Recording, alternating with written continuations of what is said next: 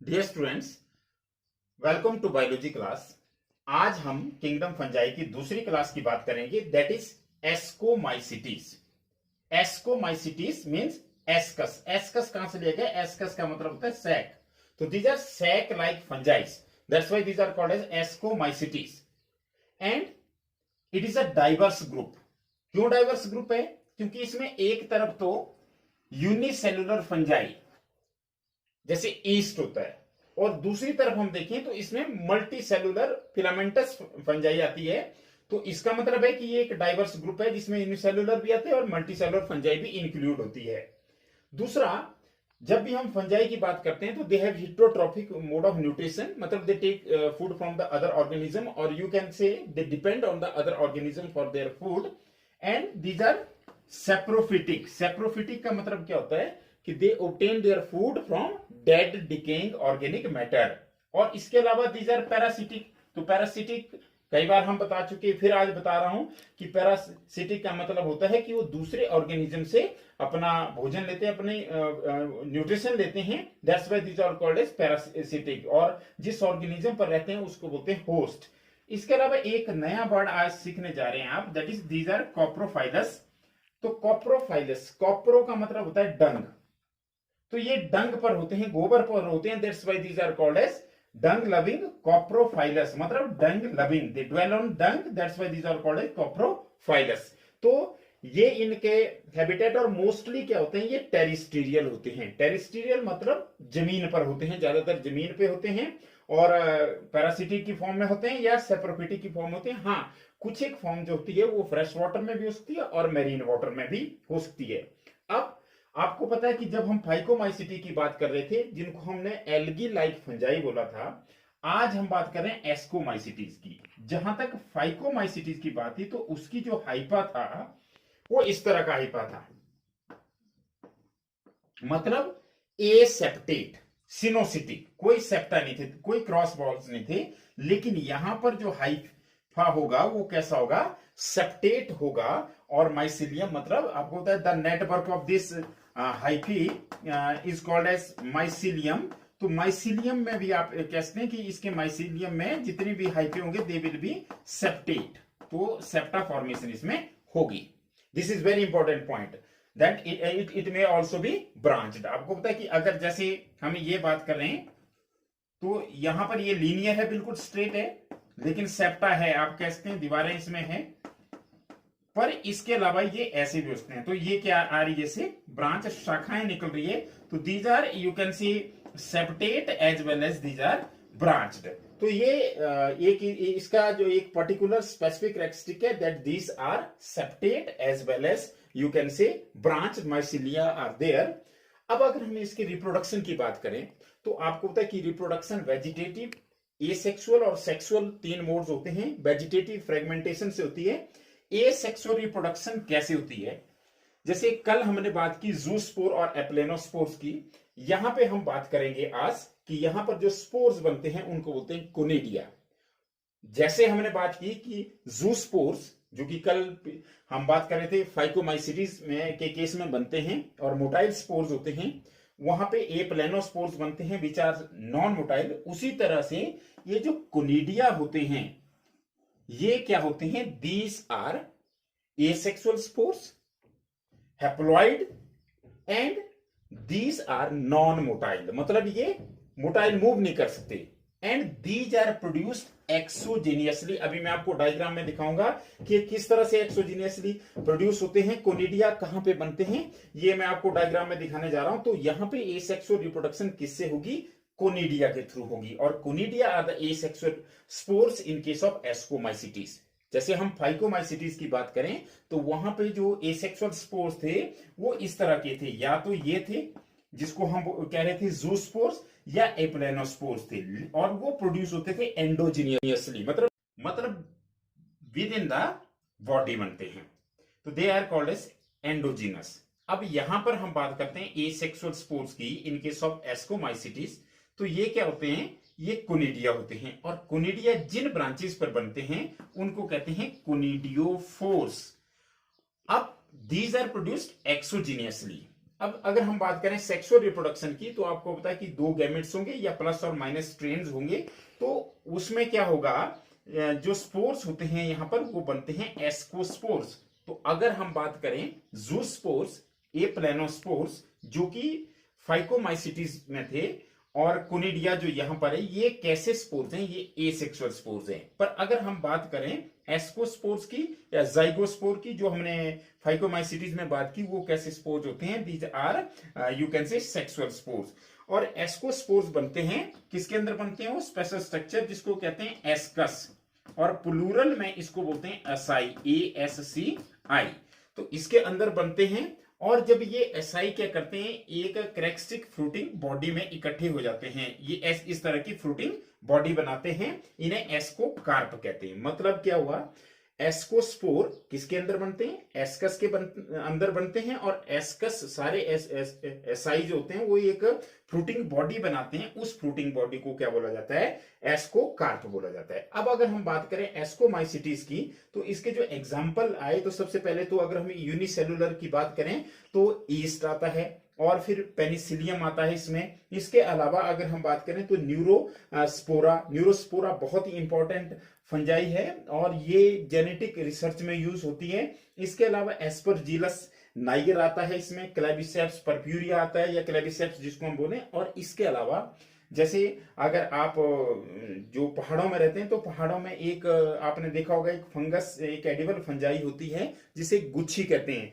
Basically वो क्या होते हैं, मोरल्स होते हैं, और ये जो मोरल्स होते हैं, कुछ जगह पे इनको गुच्छी कहते हैं, कुछ जगह पे इनको चैम कहते हैं। तो ये क्या होते हैं, ये मोरल्स होते हैं, and the truffles, these are very delicious fungi, and these are edible fungi. अभी हमने एडिबल फंजाई की अगर बात की, तो हमने यहाँ पर बात की मोरल्स की और बफल्स की, और वो किस क्लास के अंदर आ रहे हैं, एस्कोमाइसिटीज की। अब इसके बाद में अब आपको डिस्कस करने जा रहा हूं कि कैसे इसमें एसेक्सुअल और सेक्सुअल रिप्रोडक्शन होती है। रिप्रोडक्शन की अगर हम बात करें, तो आपको पता है कि इसमें दो टाइप की रिप्रोडक्शन होगी, एक एसेक्सुअल और दूसरी कौन सी होगी, हमारे पास सेक्सुअल रिप्रोडक्शन होगी। यहां पे आप देख सकते हैं ये एसेक्सुअल रिप्रोडक्शन है।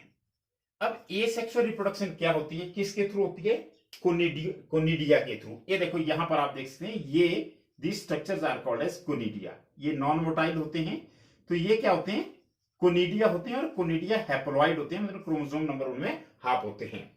और मैंने आपको बताया कि अगर आप देखें इसकी माइसिलियम जो है वो सेप्टेट है, देख सकते हैं आप यहाँ पे, इनमें सेप्टा बने हुए हैं, मतलब क्रॉस वॉल्स बनी हुई है, और यहां से एक ब्रांचेस ऊपर को निकलती है, इन ब्रांचेस को बोलते हैं कोनिडियोफोर्स।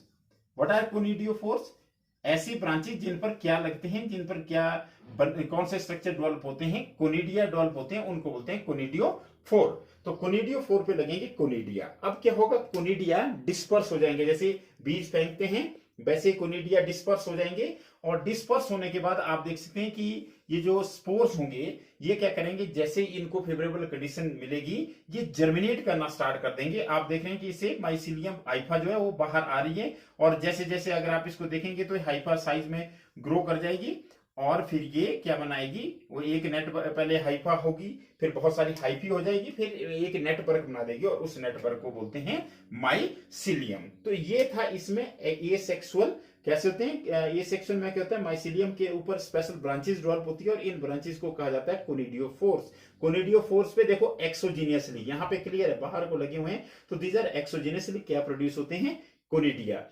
कोनिडिया जैसे डिस्पर्स होते हैं, उसके बाद वो जर्मिनेट करके दोबारा से माइसिलियम को बना देंगे। किस केस में, एसेक्सुअल रिप्रोडक्शन में। जब सेक्सुअल रिप्रोडक्शन होती है, तो आपको पता है कि इसमें दो जो गैमेट्स होते हैं वो आपस में फ्यूज करते हैं, और मैंने आपको बताया कि जो सेक्सुअल रिप्रोडक्शन है उसके तीन जो कॉमन स्टेप्स है वो कौन से हैं। सबसे पहले आपको बताया कि प्लाज्मोगैमी होती है। दूसरे नंबर पे अगर हम बात करें, तो दूसरे नंबर पे उसमें क्या होती है, कैरियोगैमी होती है।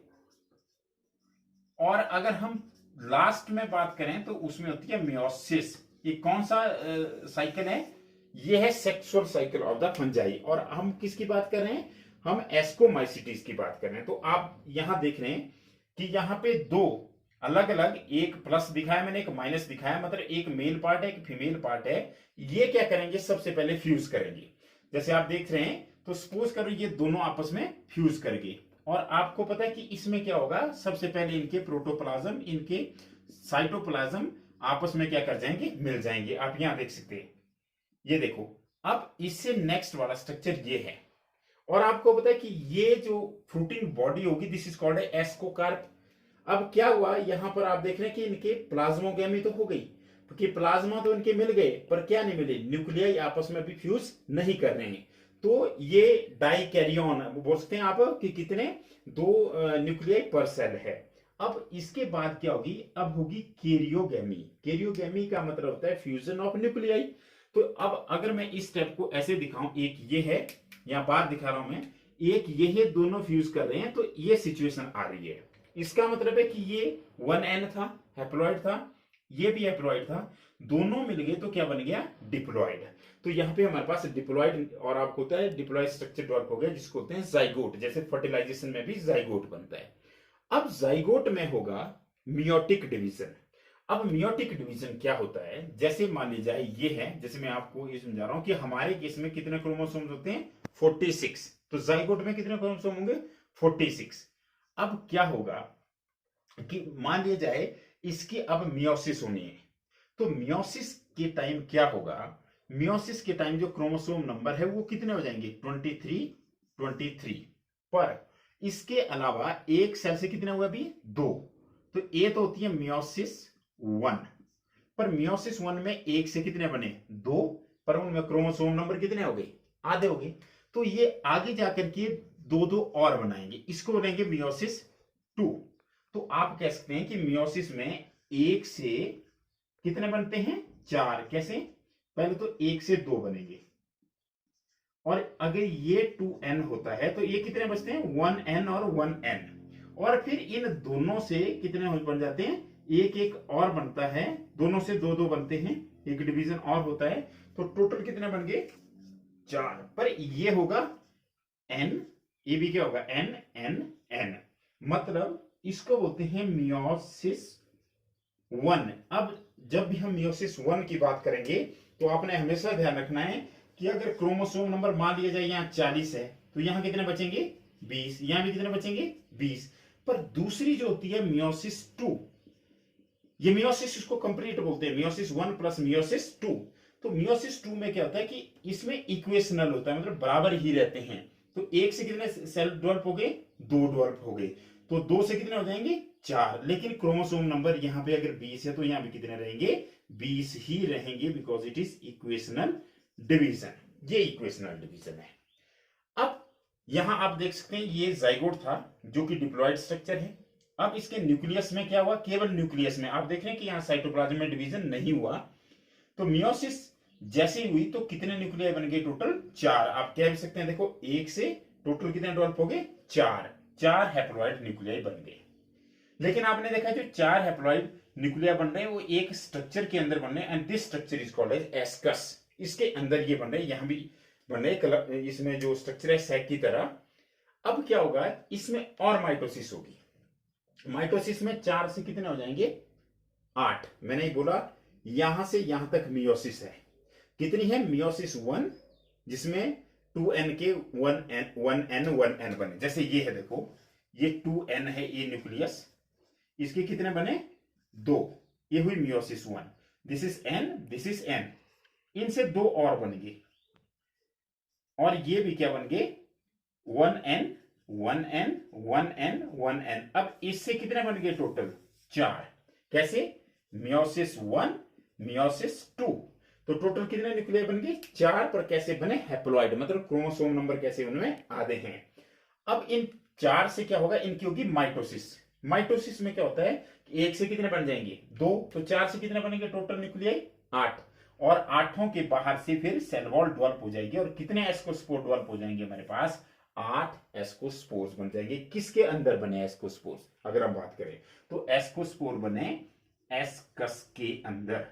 जब एस्कस के अंदर एस्कोस्पोर बन गए, फिर ये स्पोर क्या करेंगे, या तो ये मेल स्पोर होंगे या फीमेल स्पोर होंगे, तो ये जर्मिनेट करेंगे, और जर्मिनेट करके फिर ये स्पेशल बॉडीज बनती है, स्पेशल स्ट्रक्चर डेवलप होते हैं, जैसे male structure female structure. Male structure को एंथ्रीडियम कहा जाता है, ये आपके काम की अभी तक नहीं है, अगर +1 की आप बात करें तो कॉम्पिटिटिव के लिए आपके काम आ सकती है। लेकिन आप ये समझ लो कि दो टाइप के स्पोर बनते हैं, एक मेल और एक फीमेल, और फिर वो दोनों आपस में फ्यूज करके इस साइकिल को क्या करते हैं, रिपीट करते हैं। तो this by the sexual reproduction in case of ascomycetes. अब हम बात करते हैं कि आज हमने बेसिकली डिस्कस क्या किया। हमने डिस्कस किया एस्कोमाइसीटीज।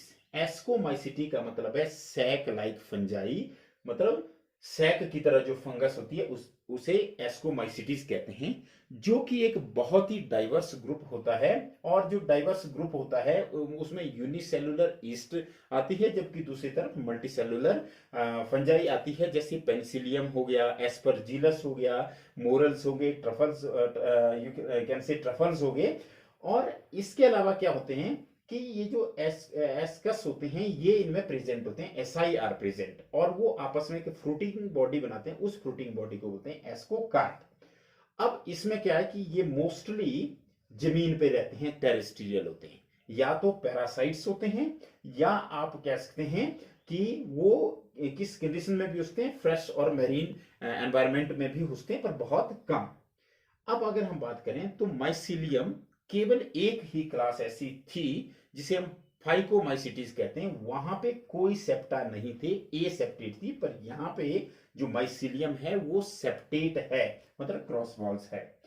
अब इनकी अगर हम देखें तो जैसे आप ईस्ट की बात करते हैं तो यूजफुल है हमारे लिए, क्योंकि उससे ब्रेड बनाने में मदद मिलती है, फर्मेंटेशन में मदद मिलती है, अल्कोहल बनाने में मदद मिलती है। इसके अलावा इसमें जो पेनिसिलियम है उससे पेनिसिलिन आप कहते हैं एंटीबायोटिक्स हमें मिलती है, जो कि बैक्टीरिया को मारने के काम आती है, उनको मारने का काम करती है। और आपने पढ़ा होगा कि लाइकन्स की हम बात कर रहे थे। क्या होते हैं लाइकन? जिसमें एल्गी और फंजाई आपस में म्यूचुअल रिलेशनशिप में रहते हैं। तो वहां पे जो फंगल कंपोनेंट होता है वो मैक्सिमम इस क्लास का होता है, दैट इज यू कैन से एस्कोमाइसीटीज के मेंबर होते हैं। उसमें जो लाइकन में कैलेडोनिया वगैरह होता है वो एस्कोमाइसीटीज का आता है, मतलब एल्गल कंपोनेंट तो एल्गी होगी, जिसको हम फाइकोबायोट बोलते हैं, क्योंकि हमने कल भी बात की फाइको का मतलब एल्गी, माइको का मतलब फंजाई। तो यहाँ पे जो माइको बायोट होगा वो इस क्लास के मेंबर्स होंगे, उसमें क्लेडोनिया वगैरह। दूसरा अगर हम बात करें तो अगर ये पैरासिटिक होती है तो ये बीमारियां फैलाएगी। जैसे मैंने आपको एग्जांपल दिया क्लेबिसेप्स, क्लेबिसेप्स से एर्गट ऑफ राई होती है। तो इस तरह से बीमारियां होती है। और अगर हम बात करें ह्यूमंस में भी होती है, जैसे अगर हम कैंडिडा की बात करें या एस्परजिलस की बात करें, तो आपको पता है कि हमारी बॉडी में ये स्किन डिजीजेज कहते भी हैं कि फंगल इन्फेक्शन हो गया, जैसे अगर स्किन पे कोई इन्फेक्शन होता है तो उसे फंगल इन्फेक्शन कहा जाता है। और फंगल इन्फेक्शन जो होता है वो किसकी वजह से होता है? एस्कोमाइसीटीज के मेंबर होते हैं, वो हमारे स्किन में ये डिसऑर्डर्स कॉज करते हैं, स्किन डिसऑर्डर जिनको कहते हैं। इसके अलावा ये एक बहुत ही इंपॉर्टेंट है, जैसे हमने बात की थी न्यूरोस्पोरा की, ये आप ध्यान भी रखेंगे और ये बहुत इंपॉर्टेंट है। न्यूरोस्पोरा जेनेटिक रिसर्च में यूज होती है। जैसे हम एनिमल के केस में ड्रोसोफिला की बात करेंगे, तो प्लांट्स फंजाई के केस में हम न्यूरोस्पोरा की बात करेंगे, वो जेनेटिक रिसर्च में यूज होती है। इसके अलावा ईस्ट भी वहां पे रिसर्च में यूज होती है, और ये एस्परजिलस भी जेनेटिक रिसर्च में यूज होती है। तो इस तरह से हम कह सकते हैं कि आज हमने एक और क्लास कंप्लीट कर ली, that is ascomycetes, in which ascospores are produced within the you can say SI, and these are sac fungi. Some of them they are edibles also, that is morels and truffles. इसके अलावा इसमें कौन से आते हैं? जो lichens वाले भी, लाइकन का जो फंगल कंपोनेंट होता है वो भी इसी से होता है। इनकी जो माइसिलियम होती है वो सेप्टेट होती है, और इसमें एसेक्सुअल रिप्रोडक्शन कोनिडिया से होती है, जबकि सेक्सुअल रिप्रोडक्शन के जो रिजल्ट होते हैं उसमें क्या बनते हैं? सेक्सुअल स्पोर्स बनते हैं, जिन्हें एस्कोस्पोर्स बनते हैं। कोनिडिया एक्सोजीनियसली बनते हैं, जबकि एस्कोस्पोर एंडोजीनियसली बनते हैं। इसके अलावा हमने बोला कि इनके कुछ बेनिफिट्स होते हैं और कुछ नुकसान होते हैं। तो अब हम नेक्स्ट जो वीडियो है उसमें डिस्कस करेंगे basidiomycetes. Thank you very much.